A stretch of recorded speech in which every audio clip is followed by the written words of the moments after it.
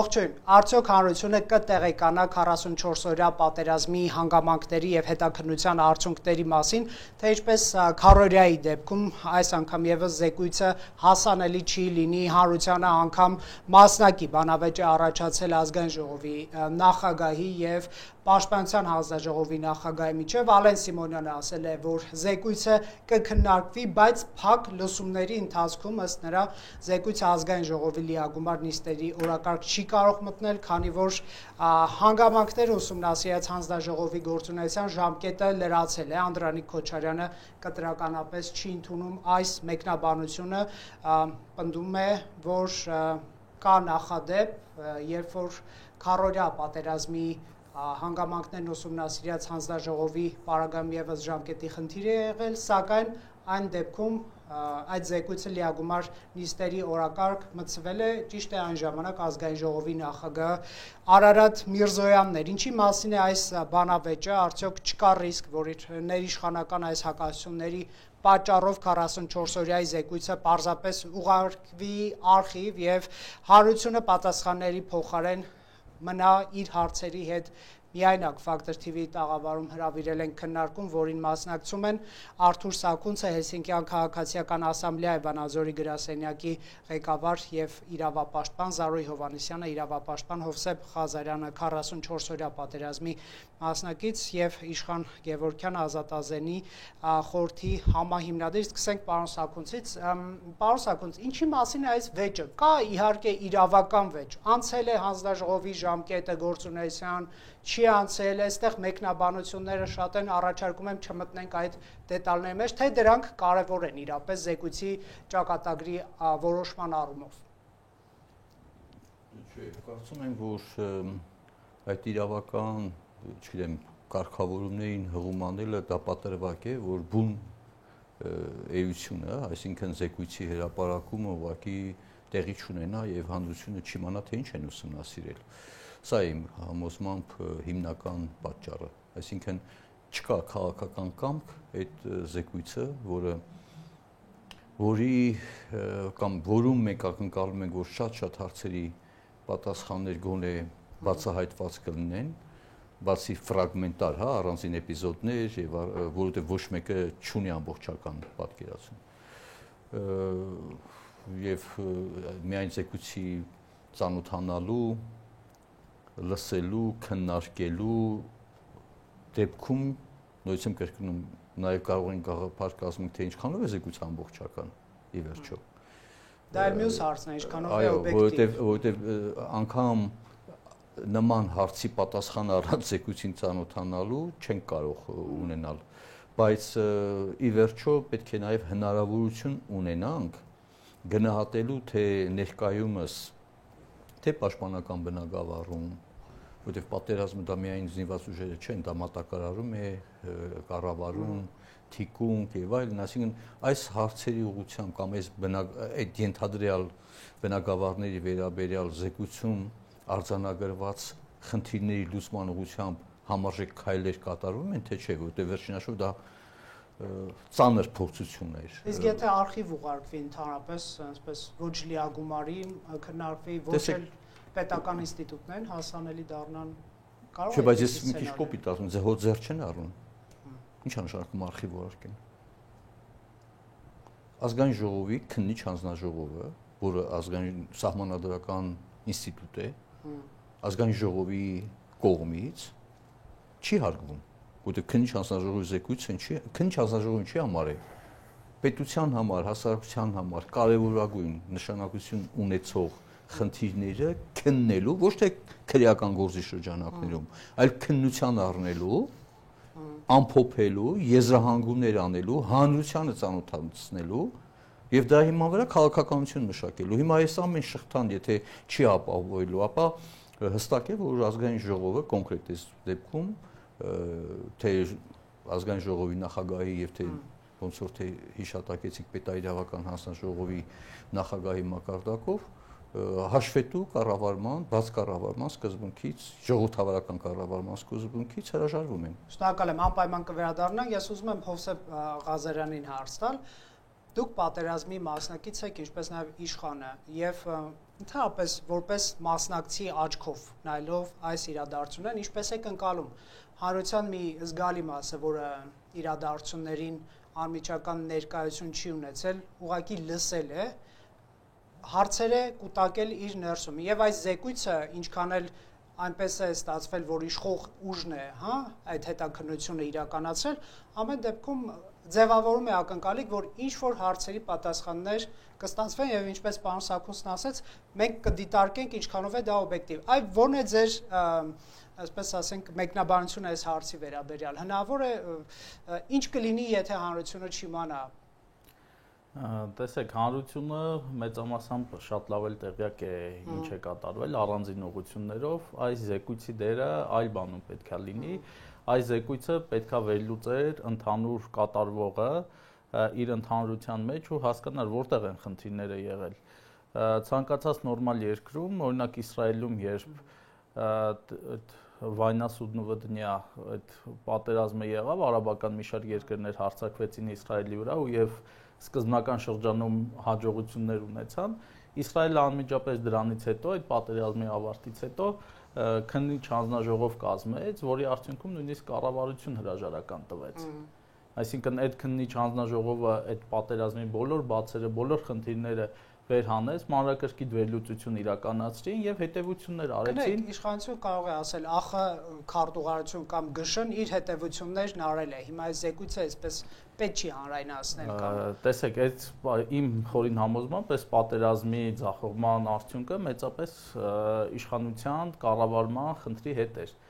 Թե սպառազինության տեսանկյունից, թե բանակի տեսանկյունից, եթե լիներ նորմալ կառավարում, բավականաչափ զինտեխնիկա եւ միջոցներ կային, որպեսզի ամենայն դեպս այդպիսի պարտություն չկրենք։ Եկեք հիշենք, որ ի վերջո պատերազմը ավարտվեց նրանով, որ հակառակորդը հասավ Շուշի, իսկ հակառակորդը Շուշի հասավ ոտքով։ Ու Շուշին վերցրեց ինքնաձիգի կռվով։ Ու եթե կպնդեն, որ տեխնիկապես ուժեղ էր թշնամին, իսկ ինչն էր խանգարում, որպեսզի այդ ընթացքում մենք կարողանանք ստորաբաժանումներ տեղակայել Շուշիում եւ հաջողությամբ դիմադրել։ Ինչն էր խնդիրը։ Այստեղ եղել է հստակ կառավարման թերություններ, որը գալիս է քաղաքական իշխանությունից։ Ու այս զեկույցում դժվար թե քաղաքական իշխանությունը իր ոտքին կրակի եւ այդ խնդիրները ի հայտ բերի։ Դրանով հանդերձ հնարավոր է դրանով հանդերձ տեսեք, բազմաթիվ խնդիրներ են եղել բանակում։ Ես վստահ եմ, որ այդ զեկույցով ամեն կերպ փորձելու է մեղքը հիմնական իշխանությունից ուղղել տարբեր ուղղություններով, տարբեր հրամանատարների, տարբեր զինվորականների, տարբեր մարդկանց վրա։ Այդ դեպքում բնական կլիներ, բայց որ հրապարակեն հանրայնացնեն։ Ինչի բնական կլիներ։ Դա դրա միակ թիվ 1 մեղավորը սլակները գնում են Նիկոլ Փաշինյանին։ Բայց ասեմ ձեզ, այդտեղ էլ մի խնդիր կա, այնքան բացերը շատ են, այնքան թերությունները շատ են, որ նույնիսկ այդ տարբերակով հրապարակելու դեպքում մեկ սլակները վերև են ուղղվելու։ Ճշտենք Իշխան Գևորգյանից ինչ է մտածում այս թեմայով։ Հովսեփի հետ լրիվ համաձայն եմ, որ հանրությունը իրենց մասով բավականին տեղեկացված է, հեսա ես դրան կվերադառնամ, օրինակ մոբ ռեսուրսի մասով, թե ես ինչ գիտեմ ու շատ կարևոր կլներ ընդհանուր պատկերը հասկանալու համար այս ամենը, վերլուծությունն էլ ու դրա գնահատականներն էլ խիստ կարևոր են մեր ապագայի համար։ Անկախ դրա անող ուժից, իշխանականա, ընդդիմադիրա, թշնամու համար դա հայերն են վերլուծություն անում Հայաստանում ու հրապարակում են հայերը կամ ոչ։ Հիմա եթե մենք հաջորդին չենք իմանալու ինչ ենք անելու, նույն արդյունքն է լինելու։ Եթե մենք վարկ չենք փոխելու, նույն արդյունքն է լինելու։ Տեսեք, անընդհատ խոսվում է օրինակ մոբի հավաքներից, չէ՞։ Բայց մենք ամենաշատն ենք ես ու Հովսեփը շփվում մոբ պոտենցիալ մոբ մարդկանց հետ, մենք էլ ենք հենց այդ մոբի մասը ու հստակ գիտենք, որ կարելի է ասել ոչ մի բան չի փոխվել։ Այն ինչը իրանք փաստ են բերում 25-օրյա հավաքների օրինակով, դա եթե ազնիվ լինեինք, ասեին, որ դիրքերում մարդու պակաս ունենք, 18 տարեկան տղաները նորմայից շատ են մնում, նրանց փոխելու խնդիր կա ու այդ հավաքներն էլ ավելի լավ կկազմակերպվեին։ Հիմա փաստացի այդ դիրքապահության կազմակերպման գործն է 90 ու ավել տոկոս դեպքերում, Բայց մարդկանց խափում ասում են, որ դուք բան եք, վարժական հավաքների եք, այսինքն վարժվելու եք։ Մենք շփվում ենք իրանց հետ, իրանցից շատերը գալիս են մարզվելու հետ հավաքից առաջ ու իրանց մակարդակը նույնն է։ Բայց օրինակ ես կուզենայի իմանայի ոնց են անելու դա փոխեն։ Ես կուզենայի իմանայի արդեն վերլուծություններից թե ուր մնաց տենցել այն ուժը, որ պետքա գար մեզ համալրեր ուժեղացներ մինչև կռվի վերջի օրն է սպասում էինք ամեն օր լսում էինք ոնց է թշնամին անցնում ու խորանում դեպի Շուշի մենք Կարմիր շուկայի ու Թաղավարտի հատվածում ենք զեկուցում ենք որ այսօր լսել ենք այսքան տեխնիկայի բավականին բարդ հատված է նա այդտեղ մեկ գումարտակի ոնց որ գործողությամբ կարելի է ճանապարհը կտրել ես դա երրորդ օրը զեկուցել եմ իմ հրամանատարին ոնց որ լուծումներ ենք մանեկե թե ինչպես դա անենք մեծ ուժեր պետք չէ կտրելու համար բայց մենք 10 օր լսել ենք ոնց է թշնամին մեր մի ձորեն կողմով անցնում այդ իրանց մեծ տեխնիկաների ձայները բարբերաբար մեր կողմ ուղարկում էին սիրական վարձաններ որ ոնց որ զբաղացնեն հանգարց չուզենանք առաջ գանք ու այդ շարժը հանգիստ անեն։ Կարծում եք նման հարցեր պատասխաններ ստացած կլինեն այս զեկույցում։ Այդ ամենակարևոր մասն է, որ եթե զեկույցը աշկաչափով մի բան է դուրս գալու, դա վնասելու է իշխող ուժին ու ստացվելու է, որ 5 տարի ոչ մի բանով են զբաղված եղել։ Եթե զեկույցը իրական հայանպաստ զեկույց է լինելու Այն որ ասում է պետք է քննությունը այնպես անես, որ վերջում քո վրա դուրս չգաս։ Այդ պատմությունն է լինելու։ Հիմա անել էլ վատ է, չանել էլ վատ է։ Ես իրանց տեղը որ լինեի ու Հայաստանի շահով չնայեի, նայի մեղկուսակցական շահով ամեն կերպով կկոսկեի կգնալ։ Բայց իրենք են չէ նախաձեռնել այս հետաքննությունը, այսպես ասենք։ Դե այն ժամանակ սցենարը ուրիշ էր, այն ժամանակ կար օրինակ հադրութը հետ բերելու խոստում, եթե չեմ սխալվում, էլի ժամանակ փորձ կար արտաքին հետքման գալու այդ ձախողումների մեջ, որը հիմա էլ է շեշտադրումներն արվում են, այսինքն սեփական թերությունները չխոստովանելու, սեփական մեղքը չխոստովանելու համար ամեն բան փորձվում է, ամեն միջոց գործի է դրվում, որ տեղի չունենա։ Նույն այդ Շուշիի ուղղությամբ, որ իշխանը նկարագրեց, այդ հատվածում մեր ջոկատի տղաներն են 10 օրից ավել առաջնագիծը պահել Քարինտակի հատվածում պատկերացրեք հարձակման գլխավոր ուղղությամբ պաշտպանվող ուժերի քանակը 100-ից ավել չի եղել տասնյակ օր այո Քարինտակի ուղղությամբ 100 հոգուց ավել մարդ չի եղել այդ պաշտպանական գծում ու թշնամին հանգիստ երկու ձորենկոմով շրջանցել բարձրացել է Լիսագոր հիմա ով է պատասխանատու անպարագայում երբ Հայաստանի զորամասերում հազարավոր մոբ կար Հայաստանում կային զորամասեր, որոնք գործի չեն դրվել այդ պատերազմի ժամանակ։ Ով է մեղավոր։ Շնորհակալ եմ։ Շատ ես անկեղծ ասեմ, ձեզ հրավիրել ենք այս քննարկման, որ շատ նաև գործնական հարցեր դրվեն, մարդիկ ովքեր ներկա են եղել եւ տեղյակ են եղել, լավ հարցադրումներ են արվում Տիկին Հովհաննիսյան, որ կուզենք իմանալ, հա, Հովսեփը նշում է գլխավոր ուղղություններից մեկը քիչ պաշտպանվածության աստիճան է ունեցել որը կարող է լինել պատճառը այս բանավեճի ազգային ժողովի նախագահ եւ պաշտպանության հանձնաժողովի նախագահ հիշեցնեմ որ ազգային ժողովի նախագահ քաղաքացիական պայմանագիր կուսակցության անդամ է պարոն Քոչարյան ինչքան գիտեմ ոչ սա կարող է նպատակ ունենալ 26-ից առաջ այսպես ապահովագրել իշխանությանը ինչ որ նոր մեղադրանքների չգիտեմ հիմքից, որ այ տեսեք ձեր հետաքննության արդյունքում է այսպիսի բաներ պարզվել, թե դուք ունեք այլ մեկնաբանություն այս իրավիճակին։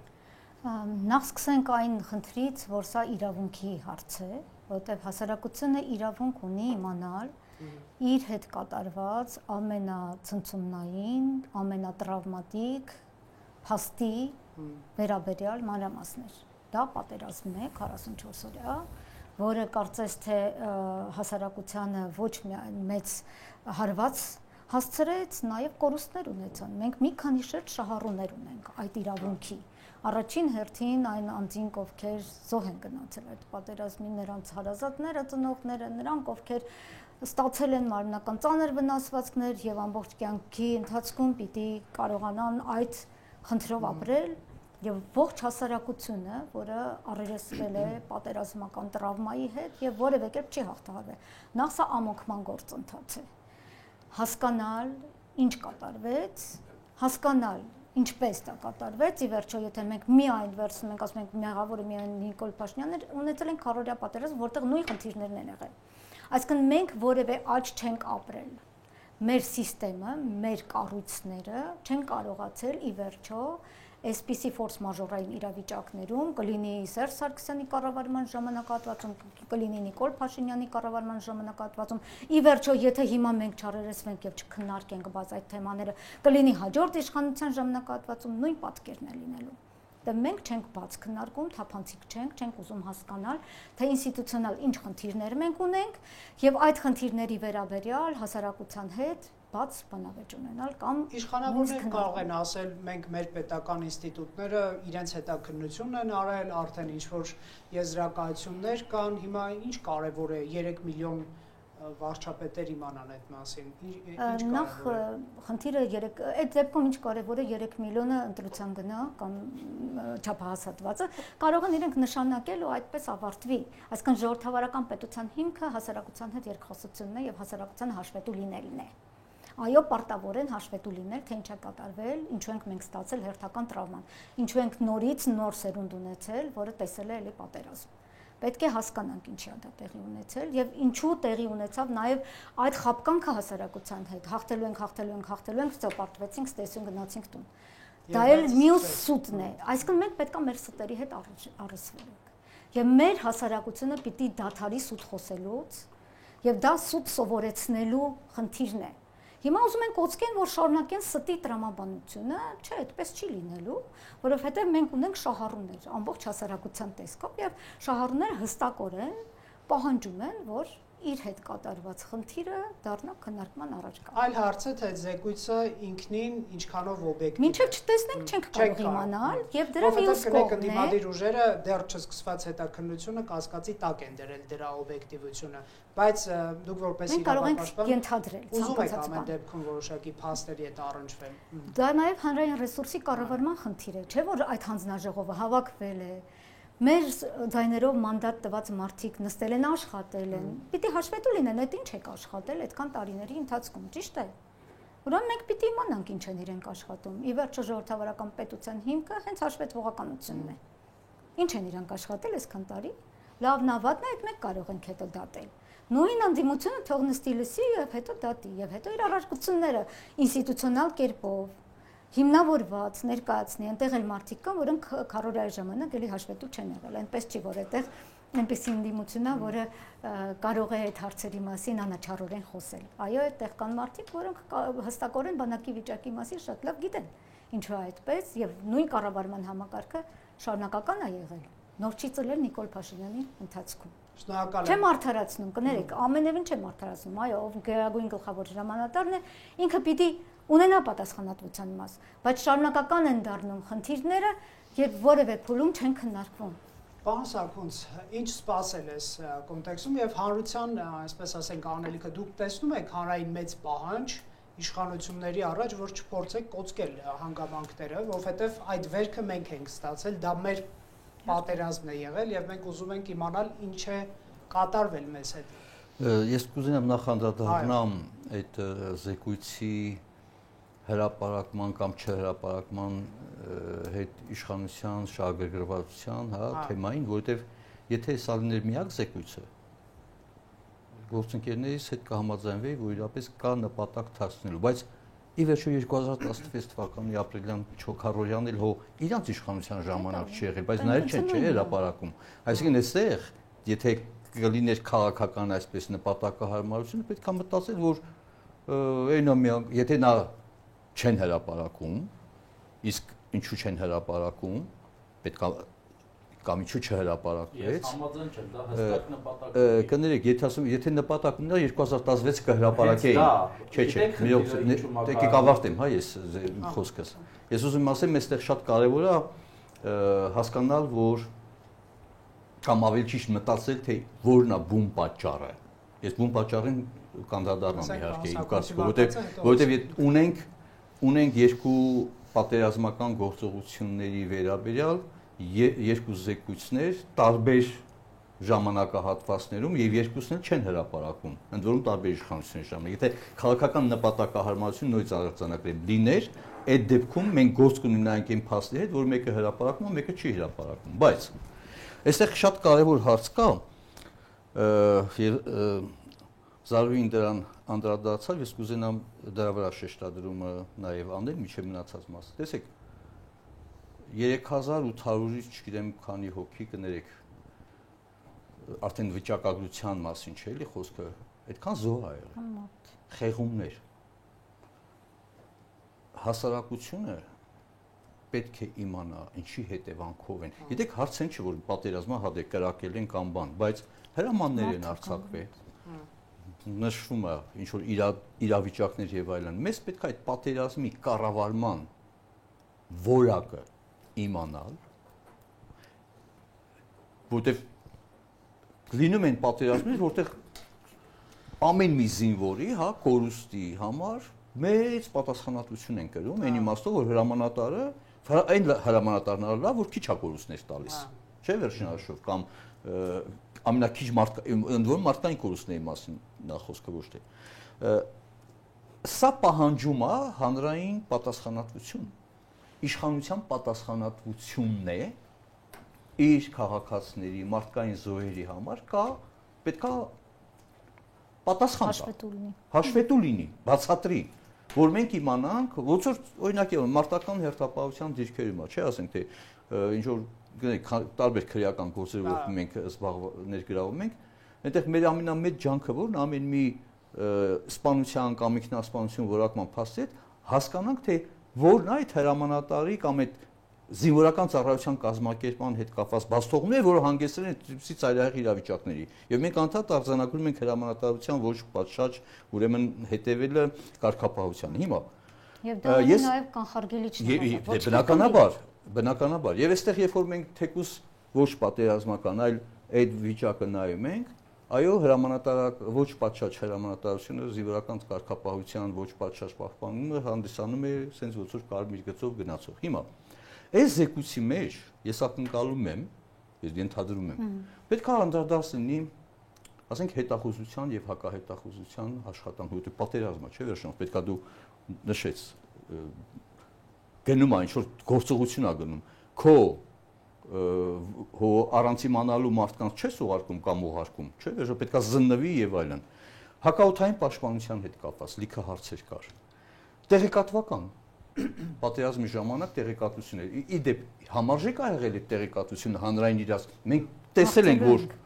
այն տեղեկատվությունը որ տրամադրում է կամ տեղեկատվության սահմանափակման հետ կապված խնդիրներ կար եւ մենք շատ բաներ չէինք իմանում։ Կամ մոբի նահանջի տեսարաններ։ Բոլոր մոբի մասին խոսեց, բայց ինչի համար եմ այս ամեն ինչը շարադում, ինչի համար, որտեղ ինչքան մնան չպատասխանված հարցեր, այնքան այս ցավոտ թեման, խնդիրը մնալու է քաղաքական շահարկման առարկա։ Ամբողջ խնդիրը սրա մեջ է։ Հիմա եթե չասված բաներ են, մեկը պետք է ասի դու ես սխալ, մյուսն ասել է չէ, ես եմ ճիշտ, հասկանում եք, եւ այս անընդհատ այս բանավեճի մեջ իրար կներեք միս ուտելու տարբերակը, երբ որ պետության խնդիրը կա, չէ, անվտանգության ապահովման եւ այլ, դուրս են մնում, լուսանցքում են մնում։ Ի վերջո, գիտեք ոնց է։ Այսինքն լղոզվում է պատասխանը։ Չի լղոզվում է, պատասխանի բացակայությունը, օբյեկտիվ քննության բացակայությունը, օբյեկտիվ տվյալ տեղեկությունների բացակայությունը հանգեցնում է ամենատարբեր քաղաքական շարժումների, որից մենք բանավեճի մեջ մտնում ենք ինչ որ խնդիրներ լուծելու համար, չէ՞ ճշմարտությունը, բայց եթե այդ տեղեկատվությունը չկա, բանավեճը դառնում է ուղղակի շահարկման թեմա։ Եվ հիմա ես իմ ենթադրությունը ունեմ, ինչու համար չէ երկուսն էլ հրապարակվել։ Որովհետև Հայաստանի Հանրապետության եւ ի դեպ սա որպես վկայություն է կարող եմ ասել, որը ցավոք սրտի ուրեմն քիչ ուշադրություն դարձվում։ Հայաստանի Հանրապետության զինված ուժերի կառավարման, հատկապես հետախուզության, հակաօդային պաշտպանության եւ այլն լուրջ ներկայություն է եղել ռուսական գործոնը։ Իշխանությունը ունի մեղմ ասած զսպվածություն ռուսական գործոնը անտեսելու։ Կնեք Անդրեյ Քոչյանը երբ որ այս տաղավարում հարցազրույց էր, նա ասում էր հետախուզական տվյալներ եղել են պատերազմի հավանական ժամկետի վերաբերյալ, բայց նաև մոլորեցնող ես չեմ կարող ընդունել միայն մի, ասենք թեկուզ քննիչ հանձնաժողովի նախագահի տեսակետը որպես հիմք մեկնաբանություն է։ Ներողություն։ Զեկույցի մեջ դա անդրադարձա եղել թե ոչ։ Որովհետև գիտեք 44 օրյա պատերազմից հետո 21 թվականի արդեն արտահերթ պարլամենտական ընտրություններից հետո, երբ որ կառավարության ծրագրում կար զինված ուժերի բարեփոխումների 11 առաջնահերթություն, մենք դրան պարբերաբար անդրադառնում ենք։ 2 տարի մինչև 23 թվականի ուրեմն ամառը գլխավոր շտաբը պաշտպանության նախարարությունում գիտեք վերակազմավորման, այսպես կոչված վերականգնման ամբողջ խնդիրը լուծված էր, դրված էր Ռուսաստանի գլխավոր շտաբի պաշտոնյաները, որոնք ուղղակի ազատ ելումուտ էին անում այդքան բանից հետո կտրվեց։ Հիմա գիտեք, այս մեր Ղարաբաղյան կոնֆլիկտի հետ կապված, ես կուզենամ հետևյալը, ինքը եղել է մեր կառավարման, որից չի ազատվել ոչ նախորդ իշխանությունը, ոչ էլ ներկա իշխանությունը այդ ժամանակ։ Եթե հիշում եք, Նիկոլ Փաշինյանը կարծեմ հենց օգոստոսին էր, որ հարց տվեցին, ասաց թե Ռուսաստանի Դաշնությունը չի թողա որ բան անի, Ադրբեջանը Ռուսաստանն ուզենա պատերազմ չի լինի։ Այո։ Այդ արտահայտությունը արվել է, չէ՞ վերջին ասում, այսինքն տրամաբանությունը տենց աղել։ 40-օրյա պատերազմի ժամանակ ոնց եղավ դատարկ տեղեկություններն են տարածել, որ բանը գլխավոր շտաբի պետը հանդիպել է Ռուսաստանի գլխավոր շտաբի հետ եւ այնտեղ ուրեմն չգիտեմ միջնորդել է եւ դատարացրել են։ Հասկանում եք ոնց է։ Թե այդ մեխանիզմը չի աշխատել հիմա դա այլ հարց է, բայց կներեք ինչի պետք է ենթադրությունների վրա ես կամ մենք մնանք։ Պետք է անաչար եւ այստեղ կասկած ունեմ իհարկե զեկույցներում թե նախորդ թե ներկա զեկույցներում այդ ասպեկտով, որտեղ շատ ռեալ ներկա են իրանք եղել, շատ էական նշանակություն, մասնակցություն են ունեցել, սերտաճված է եղել, վերջին հաշվով հայ-ռուսական համատեղ զորախումբի մասին ասածը հողոտի չի։ Եվ այստեղ իմ համոզմամբ, այո, արտաքին քաղաքական այդ գործոնի բանը զսպող նշանակություն ունի, որը ոչ մի արդարացում չունի, որտեղ իրար հետ այդ երկու տարբեր ժամանակների, իշխանությունների ժամանակների զեկույցները միայն այդ ընդհանրությունը ունեն ներկայության առումով, որը շահագրգիչ չի ներկայ իշխանությունը հրապարակելու, բայց դա նույնիսկ եմ կրկնում, դա արդարացում եւ հիմնավորում չի կարող լինել,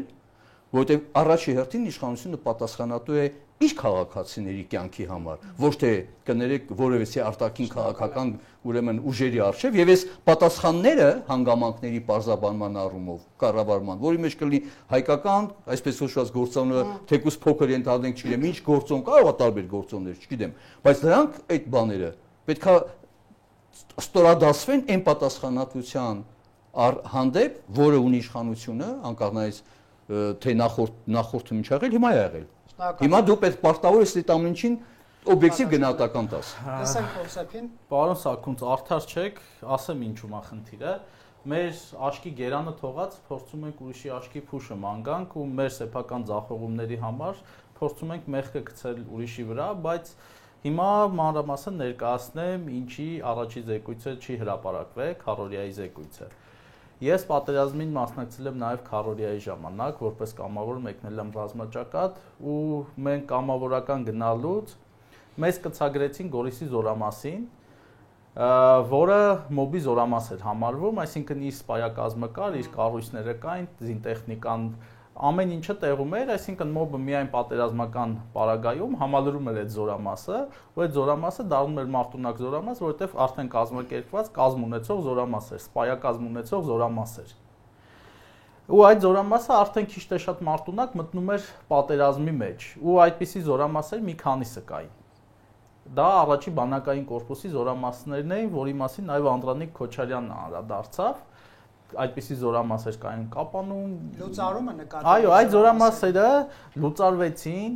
20 թվականին 19-20 թվականին պատերազմից առաջ։ Ինչու լուծարվեցին այդ զորամասերը։ Այդ զորամասերի լուծարման հրամանը ով է տվել։ Արտակ Դավթյանը, ում Գենշտաբի պետի պաշտոնից հանեցին կոവിഡ്ի ժամանակ հարսանիք կազմակերպելու պատրվակով, բայց այդ մարդը հանցանք է գործել։ Ջրականի զորամասը պարտավոր էր դիմակայել 1-2 օր։ Իր ռազմական պլաններով այդ զորամասը 1-2 օր պետքա դիմակայեր հակառակորդին։ Դրանից հետո պետքա այդ զորամասին համալրում գար, առաջին բանակային կորպուսի զորամասերը ու երկրորդ, երրորդ էշելոնով նստեին պաշտպանության ու դիմագրավեին հակառակորդին։ Սակայն դա տեղի չունեցավ։ Ինչու՞, որովհետև այն զորամասերը, որոնք պետքա համալրվեն մոբով ու գային օգնության, ուղղակի գոյություն չունեին արդեն։ Այդ զորամասերի սպաները լուծարված էին, սպաները այդտեղ էին ծառայում։ Հիմա սրա մեղավորնով ռուսներն են, թե մեր գենշտաբի պետն է ռազմաքաղաքական ղեկավարության հետ։ Ես կներեք ուղղակի ռեպլիկն ունեմ, ես չասեցի միայն ռուսն, ես ասեցի բազմագործուն է, որտեվ կա հետաքրքրություն, հակաօդային պաշտպանություն, ես մոբի մասին չխոսեցի, ես գործոններ, որոնց մեջ մասնագետները քարտեզներն են հանել այդ պատերազմի ժամանակ, որտեղ երևում է մեր հակաօդային պաշտպանության միջոցների խոցման տեղերը։ Ու նույն Ֆիզուլի հատվածում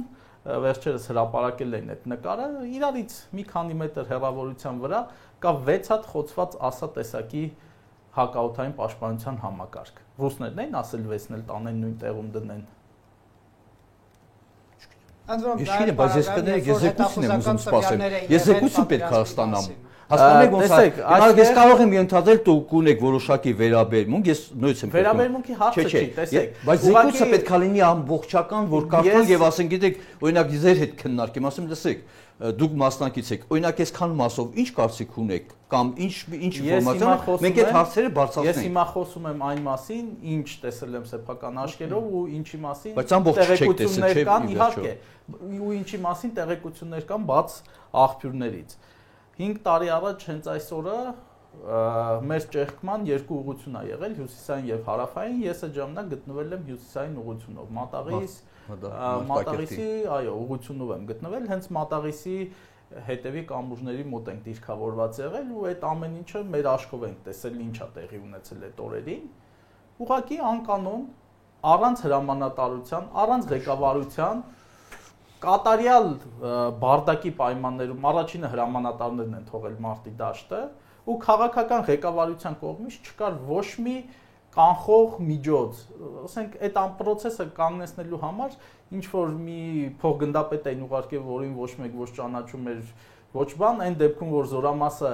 հրաման էր ստացել նահանջել մի փոքր հետ դիրքավորվելու, ուղղակի զորամասը ամբողջությամբ իր մոբ ռեսուրսով ամեն ինչով լքեց մարտի դաշտը։ Հաջորդ օրը միայն Արայիկ Հովհաննիսյանի գալուց հետո, Արայիկ Հարությունյանի գալուց հետո սուրճ խմելու տեսակ դա մեր հետ է, այդ սուրճ խմելը հենց մեր ջոկատի տղաներն են ու մենք այդ պահին այդտեղ մնացած միակ զինված ուժն ենք, որ եթե մենք չլինենք, ուղղակի թուրքերը քայլելով գալու են Բարսանային Մարտակերտ։ Եվ նահանջը կանխվել էր, չէ՞։ Այո, հենց այդտեղ է կանխվել ու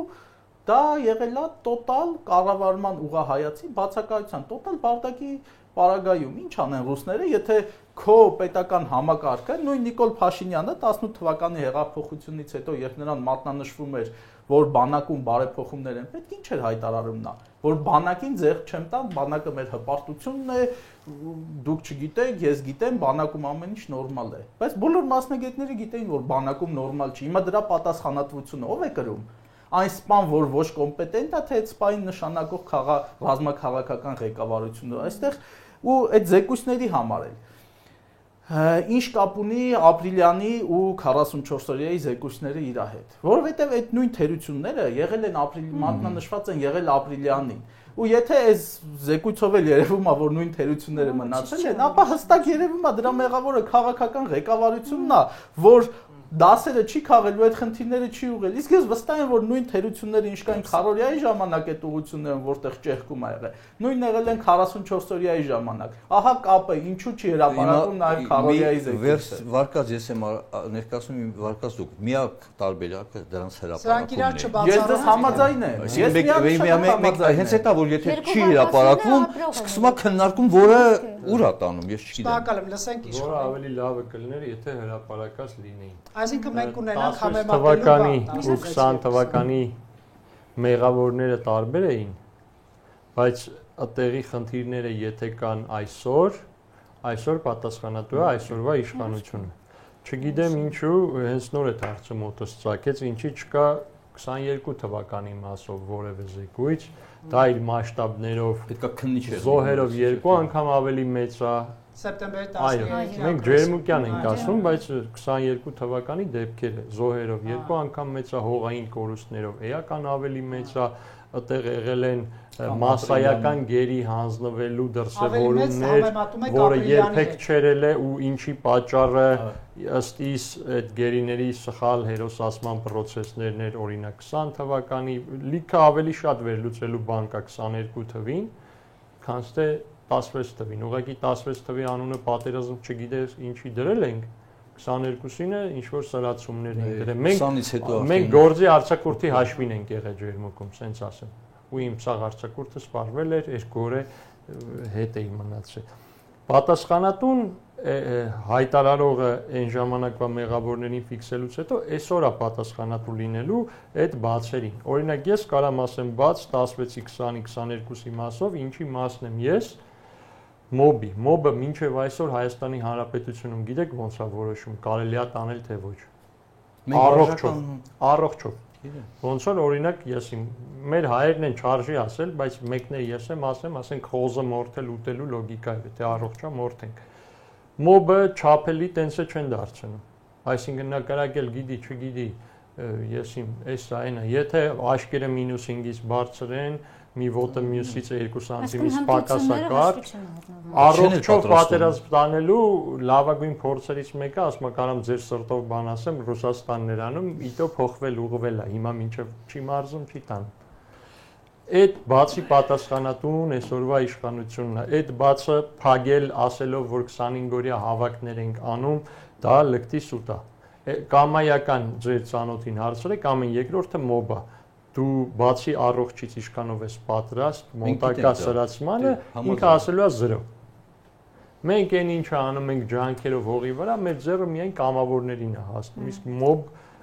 կամավորները մինչև մոբի հավաքը արդեն գնացած են լինում, էլի։ Հենց պատասխանատվությունն է, որը ռիսկն է, 16-ը 20-ը կապ չունի։ Մոբը նույնիսկ հիմա փաստորեն, չէ, դե որ մեզ դիմում են վարժական հավաքների հետ կապված։ Դուք էլ բոլորս մոբ ենք, որ սրացավ։ Շատ սրացավ, ոնց որ դուք մի քանի հերթ հեռու մոբ եք տարիքի պատճառով, մենք քանի հերթ մոտիկ մոբ ենք, կան մարդիկ, որոնք ինչ որ հատուկ բրոնյակ ունենան, ասենք օրինակ դուք որտեղ նման գործ եք անում, բայց ձեր հերթն է մի օր կգա, մեր ռազմական գիտելիքները բարի կամքի է թողած։ Մոբի ամբողջ նահանջները հենց դրա պատճառով է եղել, որ նրանք ոգով գնացել են, անգիտելիք նահանջել են ու հիմա որպես նահանջած երեխա են դաստիարակում։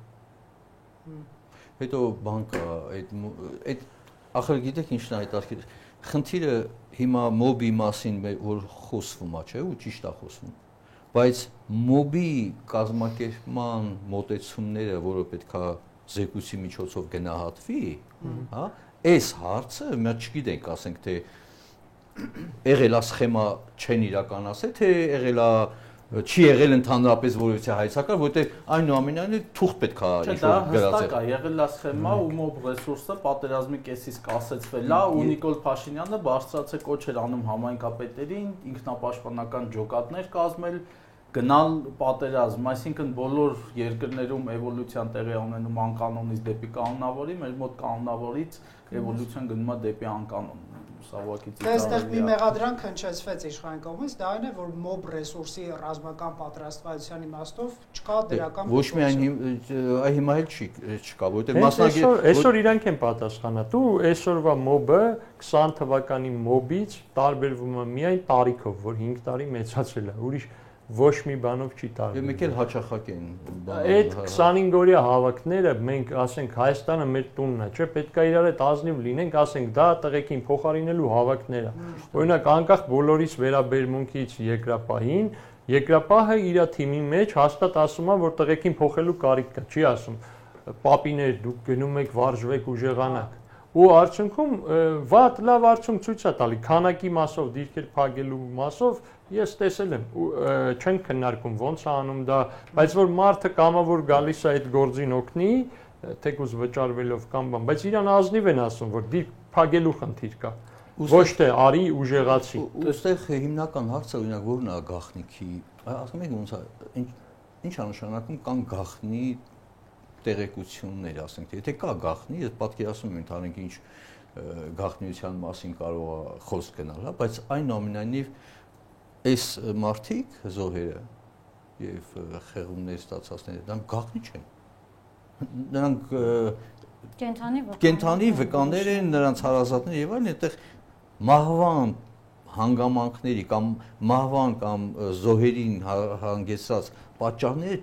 չեն կարող բանալ, դրանց բացահայտումը կամ դրանց լուսաբանումը կամ դրանց ուսումնասիրումը չի կարող գաղտնիք համարվել։ Որ շատ բաներ մարդիկ լսել են իրենց Գիտեք, հատվածային է մեկստեղ, որտեղ այդ ամբողջ պատկերը պետք է մի բերվի վերջ։ Ձեր ասացի մեջ մի խնդիր կա կորուստների պահով, մի շատ նուրբ խնդիր կա, տեսեք։ Շատ դեպքերում, երբ բանակում սպաներ են եղել ու իրենց ինիցիատիվայով գործողություններ են կատարել, բնական է զոհեր լինում են, ցանկացած գործողության դեպքում զոհեր լինում են ու այստեղ խնդիրը, երբ որ դու սկսում ես այդ դատական գործերով բոլոր այդ սպաների, բոլոր զոհերի հետևից գնալ, դու բանակին սարքում ես ամուր, դու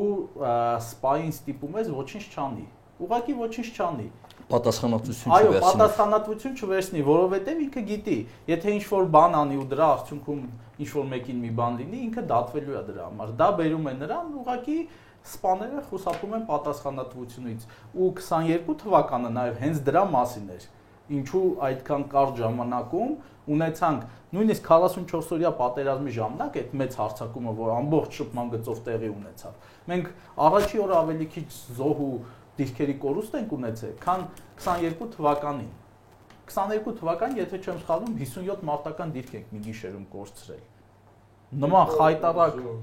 եւ 200-ից ավել 215 զոհ ենք ունեցել։ Նման խայտարակ ցուցանիշ երբեք չենք ունեցել։ Դա արդյունք էր նրա, որ 20 թվականից հետո քիչ թե շատ այն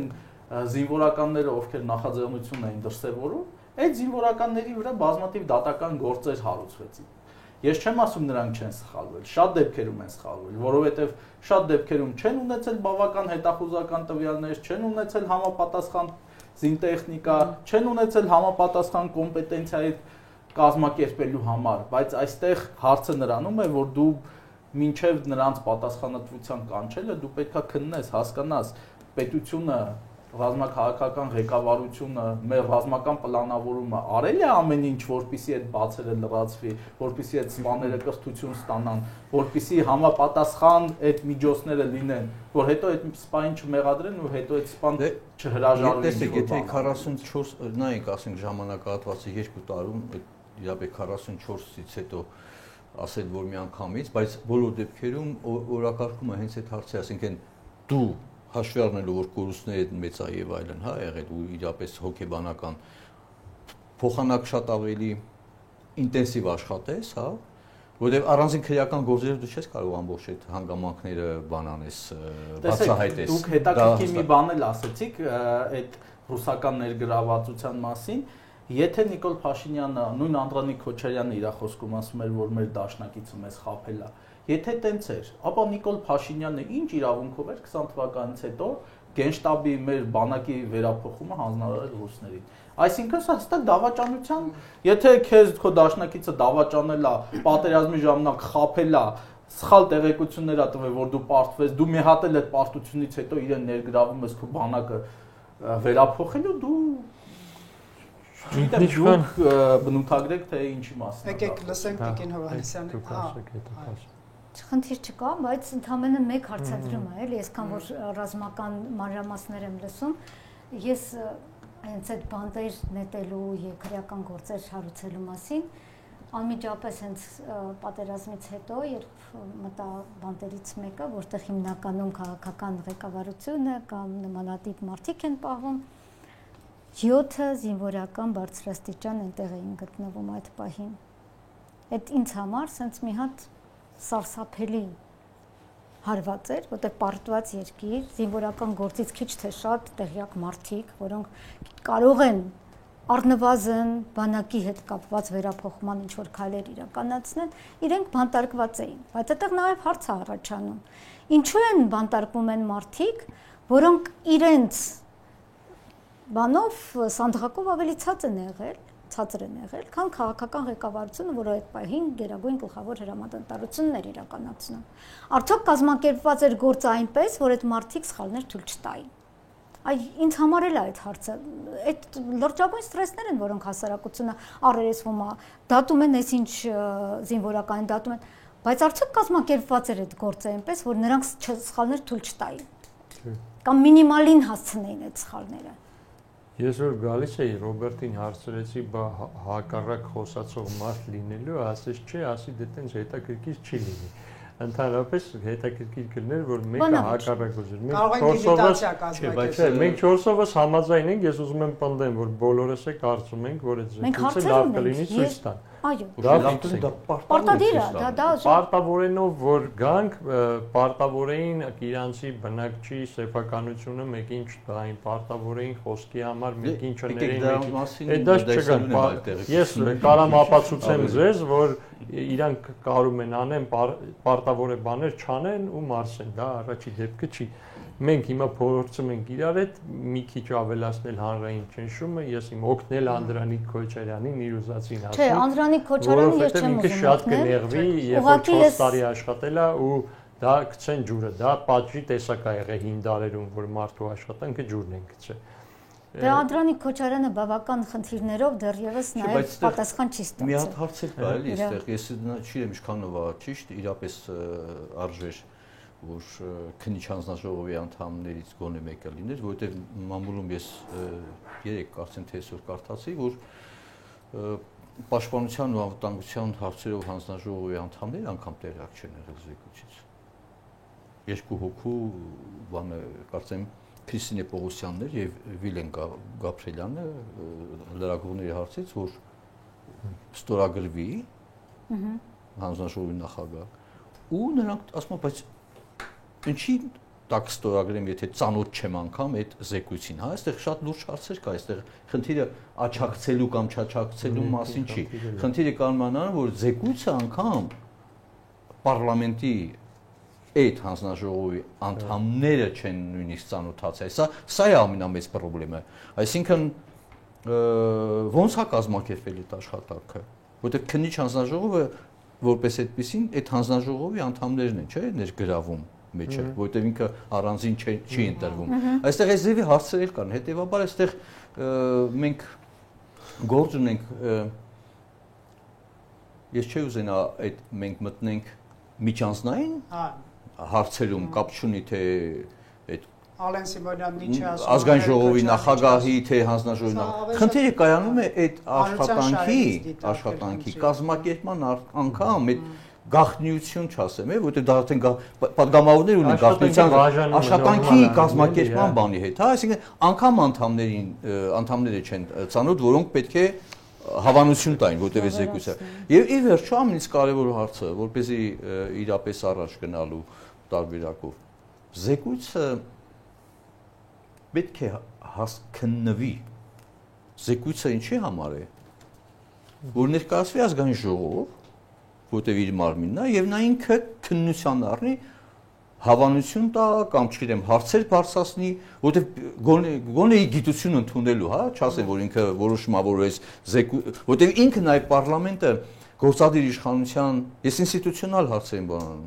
գործադիր իշխանության գործունեության նկատմամբ վերահսկողություն իրականացնող մարմինը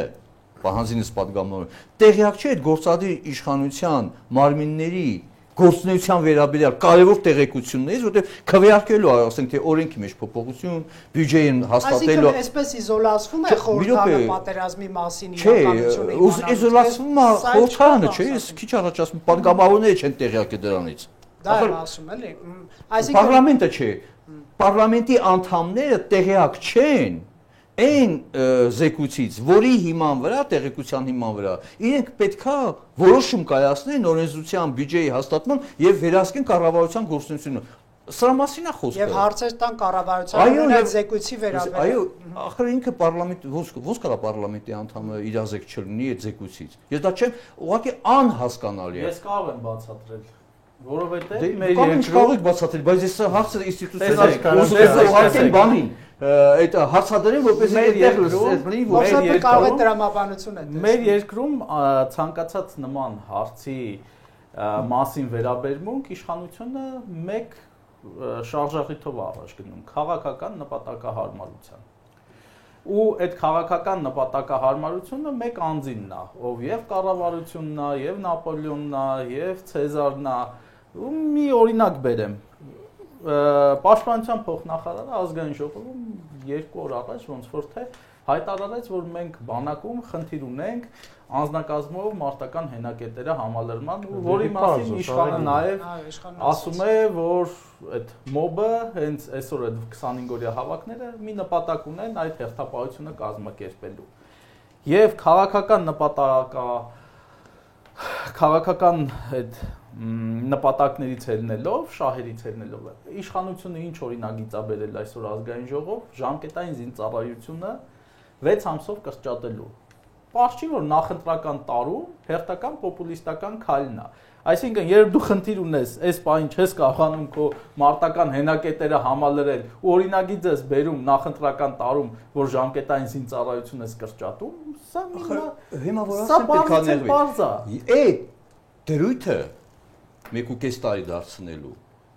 2021 թվականի կառավարության ծրագրով է նախատեսված եղել, նոր բան չի։ Ախր գիտեք ոնց է, ես համաձայն եմ մի րոպե։ Բայց ինչու է հիմա բերում։ Մի րոպե, ես ձեր հետ ես ընդհակառակը որպես այդ պարտավորության, որ ինքը ծրագիրը ընդունել է, դրա կատարման վերաբերյալ որպես հսկողություն, քաղաքացիական հսկողություն կատարող, ես կասեմ, այս բանը չես կատարել, այս բանը չես կատարել։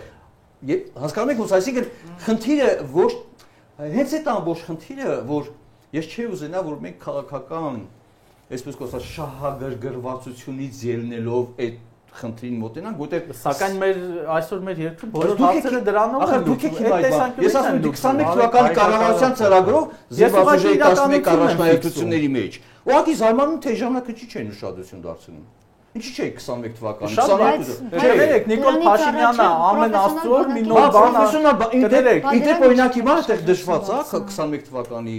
բանով 11 առաջնահերթությունից աշճանաբար ասում պրոֆեսիոնալ բանակ։ Նիկոլ Փաշինյանը ամեն օր մի նոր բան հայտարարում է, որ ամեն բանի հետևից գնանք։ Ես դեմ չեմ պրոֆեսիոնալ բանակին, բայց այս բանակը փագելով ինի չի բացի, էլի։ Հենց այդ ինչ քայլերը ձեռնարկել։ Ձեր դեր կամ կողմ լինելու մասին մի կողմ։ Խնդիրը դու այս խոստում ես տվել, պարտավորություն ես վերցրել, մանդատ ես Հադրութը հետ բերելու պարտավորություններ էր վերցրել 21 թվականին այս մարտի։ Հիմա ինչի մասին ենք այս հարցին մի մակարդակ վերևից խոսանք։ Զեկույցը անհրաժեշտ է Հայաստանի Հանրապետությանը փոխվելու համար, անկախ որ հայերն են դա անում։ Մյուս հարվածը պահելու համար մենք որպես այդ հարված պահողներ ձեզ վստահեցնում ենք, որ ոչ մի լավ բան չի փոխվել գոնե մոբի մասով կամ փոխվելա 4% 100-ից։ Դա այդ արձանագրվածներից մեկում էր լինելու, մենք այդտեղ տենայինք դրա կապերը այն մյուս բաների հետ, ինչից ես քիչ եմ հասկանում ու փորձագետ որպես հանդես չեմ գա դրանից, բայց կտենայի ավելի պատկերը པարզ կտեսնեի, թե չէ հողի վրայի պատկերը մենք ենք իրանց պատմեն շատ դեպքերում։ Հիմա դա չանելը մի անգամից գալիս է այն դաշտ, որ հեսա Հովսեփը ջղային կարծիք կհայտնի իրանց մասին ու արդար կանի։ Հիմա եթե հայերը ուզում են լավ լինի, պետքա հետ նայեն տենան ընդեն ինչ քարեր, որ անընդհատ ոտը խփում են, վերլուծեն քարի հանման լավագույն մեթոդը հանեն։ Նույնիսկ եթե այդ քարի հանման վերլուծությունը արել է Անդրանիկ Քոչարյանը ու լավ է արել։ Անկախ իմ իրա վերաբերմունքին կամ Հովսեփի, եթե կապի ծերը պոչին ասի, որ փնթիությունը մոբը առողջով չափել է, աշխարհում տենց է, ասում են։ Եթե մոբին առողջով են չափում, դա իրանց քաղաքացուն ատում են իշխանավորները։ Մի բան ասեմ, էլի այդ վարժական հավաքների հետ կապված խնդիրը ուղղակի ձեզ հետ կիսվեմ։ Քանի որ վարժական հավաքների բանը կանչվողների նաև մենք դիմում են իրավական այդ ձեր ասածը մենք արձանագրել ենք։ Ուզում ասեմ դրա համար հա որտեվ այնտեղ մասնագիտություններ կա եւ այլն, թե մասնագիտության վրա թքած ունենան, չկա։ Ավելին այդ մարդը ասենք թե կարող է մի 10-15 տարի առաջ մի անգամ ինքնաձիգ հա վերցրել ու ընդհանրապես չէր վերցրել։ Խնդիրը դա չի։ Ես նույնիսկ կրկնեմ։ Դրա համար պետք չէր զեկույց։ Դա միջուղն է, պետք է։ Ես ասեմ պետք չի որ զեկույց, բայց խնդիրը կայանում է նրանում, որ նույնիսկ այդ վարժական հավաքները կամ մոբը ես ուզում եմ հասկանամ զինված ուժերի կոնցեպտի մեջ այդ մոբը ինչ տեղ ունի մնացած բաների հետ սպառազինության, այսինքն այստեղ նույնիսկ գաղտնիքների մասին չի խոսքը։ Խոսքը վերաբերում է կազմակերպման տրամաբանությունը, փոխկապակցություն, ներդաշնակություն կա, իսկ դա հնարավոր կլինի միայն մի այդ ամբողջական պատկերը հավաքելու։ Եվ նույնիսկ կրկնեմ, այո, այդ քարը հանելու նպատակը պետք է ունենա, որտեղ այդ զեկույցը չի կարա գիտեք բան անի, ասի թե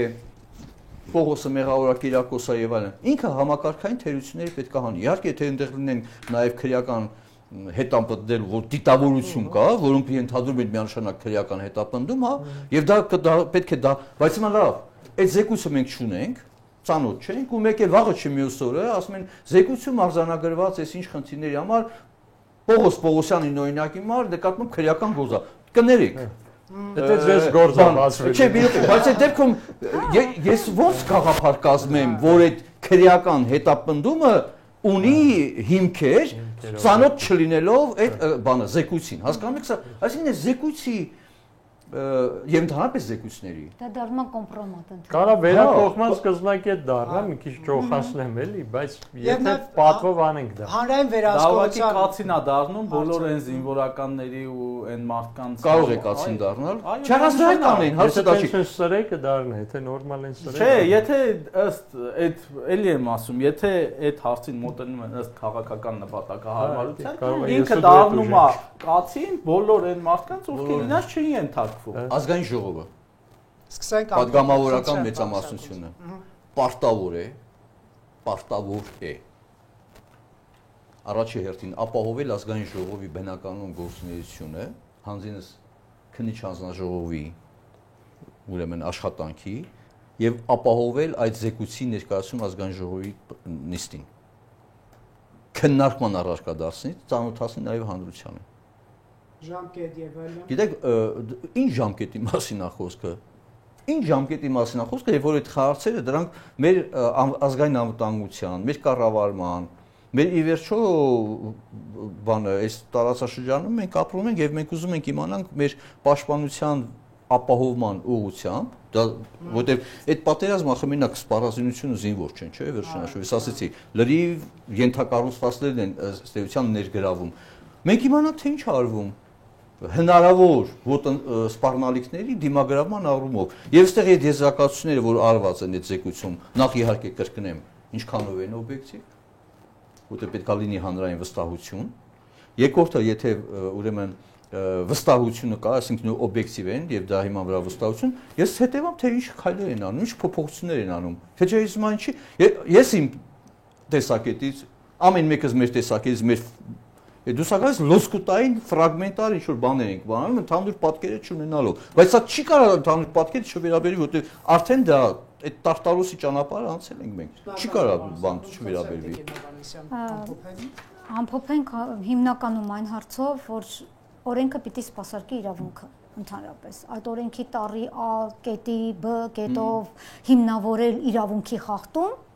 ես չեմ ընդունում եւ ընդհանրապես իրավական հասարակության մեջ դա անընդունելի է։ Օրենքը սպասարկում է իրավունքը։ Ուստի, եթե իրավական մտածողության մեջ դա կարևոր է մեր հասարակության մեջ եւ ոչ միայն կարևոր է, այլև դա տալու է մեր ոչ միայն կախված հարցերի պատասխանը, այլև երաշխավորելու է հետագա քայլերի տրամաբանական շարունակականությունը, թե վերափոխման իմաստով, թե կառավարման համակարգի եւ թե վստահության իմաստով, այո, ինչու ոչ։ Իշխանությանը վստահության իմաստով։ Ոստի դա պիտի հրապարակվի։ Շնորհակալ եմ շատ, ամփոփեմ իմ խորին համոզմամբ, եթե ուզում ենք իրական զեկույց ունենանք եւ որը մեր պետության առողջացման դեր պետք է կատարի, այս իշխանությունը ուղղակի ընդունակ չի նման զեկույց կազմելու, բայց բացերն այնքան ակնհայտ ու ճչացող են, որ նույնիսկ այս զեկույցի պարագայում Անդրանիկ Քոչարյանի մեկ հարցազրույցից արդեն երևում է, որ այնպիսի բացթողումներ կան, որ նույնիսկ այս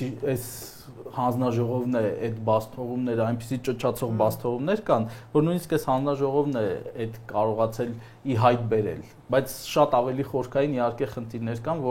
որի համար շատ ավելի լուրջ քննություն է պետք կատարել։ Ու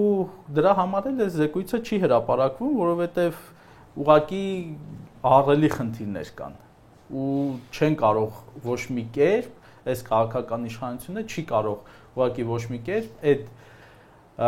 խնդիրների մեղքը բարթել նախկինների վրա։ Ի վերջո Նիկոլ Փաշինյանի քաղաքականությունը վերջի 5 տարում կայանում է մի բանում։ Իրեն հարմար ընդդիմություն է բերել ազգային ժողով, մի շոու է կազմակերպում, մեղավորները էս են, նախկիններն են, սա մեղավոր են բացի ինձնից, ես են սիրուն պուպուշ կոստյումով տղան եմ, որ ոչ մի մեղք չունեմ, զոհ եմ ընդամենը դա է մեր այսօրվա քաղաքական իրականությունը դա է։ Բայց որոշում կայացնողին զոհի կերպարով հանդես գալը պատիվ չի բերում, կներեք։ Կներեք իրանց դա քիչ է հուզում։ Լսենք իշխանին շնորհակալություն։ Անընդհատ վերլուծություն չանել գնահատական չտալով մենք միշտ թողել ենք դա շահարկվի, դուք բավականին ճիշտ ասացիք, ապրիլյանից սկսած քառակուսի մետրով էին ներկայացնում, որ հանձնացողերը մեծ երևա ինչ-որ Փաշինյաններ ամենաուժեղ ճճացող։ Մինչև այսօր այդ 8 միլիոնը բանից էր, Բևերից էր ոնց որ էական չի, հա։ Ում ոնց հարմար էր շահարկում էր, էլի կենտրոնանալ մեկի վրա պետք չի։ Ու ցավոք սրտի այդ թվում մենք էլ մինչև այսօր հանդուրժել ենք, որ տենց էլ պարզ չդառնա ռուսներ մեղավոր, հայը թե վրացին ու այդ խոսակցությունները անընդհատ կիրառել են եսի համանքայինից սկսած մինչև ներպետական ընտրություններ, իրար տարբեր տեղեր հալածել են, բայց ոչ մեկ ոչ մի պատասխան վերջում չի տվել, արդյունքում ամեն հաջորդ հարվածը ավելի ցավոտ է եղել Հայաստանի Հանրապետությանը։ Հիմա եթե մի քիչ վերափոխվելու ցանկություն ունենանք հայերով, որտեղ այդ հարվածները բոլորիս է գալի։ Իսկ ամենացավոտը ամենավերջում գալու է այդ ժամանակվա իշխողներին, ոնց որ եղավ Արցախում։ Շարունակվելու է այս հարվածները։ Հիմա այս ասածս թող ստապության կոչ լինի ընդեղի որոշողներին, որտեվ այդ կոճակները իրանց ձեռի տակ է, էլի, որ իրանց մեջքի կոճակները փոկեն ու ոնց որ բան չդառնան, էլի, փոխանցող զուտ հարմարանք, այլ իրանց խղճի մտքի կամքով որոշեն դա լինի թե չէ, որտեվ եթե էլի թողենք տենց խոհանոցային խոսալու մակարդակի հաջորդ հարվածը գալու է, որտեվ եթե նրանք թշնամուն չեն ճանաչում, մենք ճանաչում ենք թշնամին, հենց հիմա հաջորդ հարվածն է գծում։ Մի բան էլ մոռացա նշեմ, շատ էական բան է։ Ապրիլյան պատերազմի ժամանակ մեր հետախուզության պետը պարոն Սաքունց, որ դուք անդադար այդ թեմային անդրադարձաք, ով էր Արշակ Կարապետյանն էր։ Արշակ Կարապետյանն էր, ինչու եք զարմանում։ Չէի բան։ Արշակ Կարապետյանն էր, ով պատերազմի ժամանակ Նիկոլի խորհրդականն էր, ռազմական գծով խորհրդականն էր, իսկ պատերազմից հետո նշանակվեց պաշտպանության նախարար։ Այո, եւ դա հիմնավորվում է թե ինչու երկուսն չեն հրապարակում։ Հենց դա է։ Բանը, այ դա է։ Շատ դա է։ Ու հիմա Արշակ Կարապետյանը գնացել է ուրիշ երկիր, ինչ որ ելույթներ ա ունենում։ Ասենք հասկանում եք, որ այս իշխանության կոմպետենտությունը աստիճանը եւ Սերժ Սարգսյանը Արշակ Կարապետյանին համարյա թե ազգի դավաճանության հոդվածով հանել ուզում էր դատեր, նշանակում է պատերազմի ժամանակ իրեն խորհրդական, հետո պաշտպանության նախարար։ Հիմա իմ մոտ տրամաբանության ինչ որ Արշակ Կարապետյանի հետևի կոճակներն են, որ գործում են։ Այստեղ փաստում են, որ Նիկոլ Փաշինյանի իշխանությունը ռուսական իշխանություն է։ Ռուսական, ես ասեցի, ինքը այս իշխանությունը ռուսական ազդեցությունը չչեզոքացեց ոչ 20 թվականից առաջ, ոչ թե 20 թվականից հետո, մինչև 23 թվականի ամռան։ Ես դա հստակ ասում եմ։ Շնորհակալ եմ սիրելի բարեկամներ, Factor TV գալու համար, հարգելի հեռուստադիտողներ, մենք քննարկում ենք հետևյալ հարցը, արդյոք 44-օրյա պատերազմի հետաքննության զեկույցը կընդգրկվի խորհրդանի լիագումար նիստերի օրակարգում, թե ինչպես ազգային ժողովի նախագահն էր ասել, այն կքննարկվի փակ լսումների ընթացքում, արդյոք հանրությունը որևէ բան չի իմանա, թե ինչ պատահեց մեզ հետ 5 տարի առաջ Factor TV-ում քննարկման ենք հրավիրել Արթուր Սաքունցին, Հելսինկյան քաղաքացիական ասամբլեայի Վանաձորի գրասենյակի ղեկավար, այստեղ է նաև Զարուհի Հովհաննիսյանը, իրավապաշտպան Հովսեփ Ղազարյանը 44-օրյայի մասնակից, Իշխան Գևորգյանը ևս մասնակից է, Ազատ Ազեն հասարակական կազմակերպության խորհրդի համահիմնադիր, շնորհակալություն Factor TV գալու համար, շնորհակալություն նաև մեզ հետևելու համար, հաջողություն։